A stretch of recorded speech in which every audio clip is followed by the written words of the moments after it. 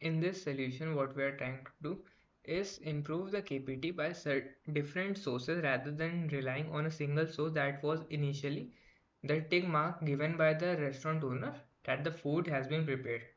Rather than that, we are trying to give it a time window for a particular dish that this much time will be required.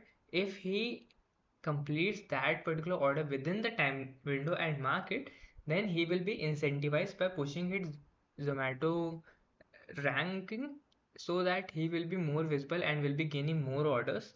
Also, if he will be marking before the actual preparation of the food, we can also be able to detect that by using a second mechanism that will be a handshake between the delivery and the restaurant owner through a application.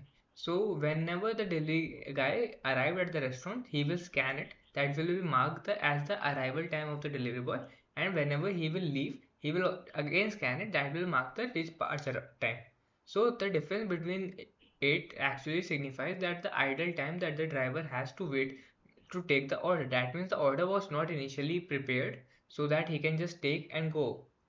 So by that we can also calculate that what is the actual time required rather than just thinking that the order was immediately completed as soon as the vendor marks it. Apart from that, the Zomato customer will also feel happy because his actual the time required will be more accurate because we will be changing that dynamically based on the performance of both the delivery by analyzing both the delivery agent time and the restaurant owner inputs that he will be providing.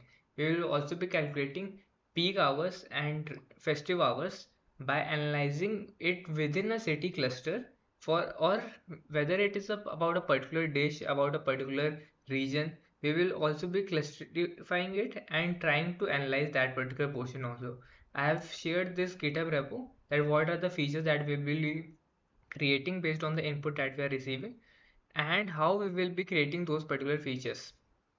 I have shared this GitHub repo, and this is kind of like a simulation that I have created based on the MRI and rush hour.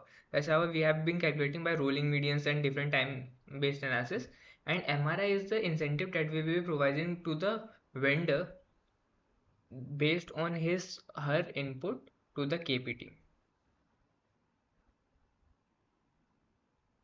So like this, it will be predicting that how much time it should actually require based on a dynamically adjusting time limit.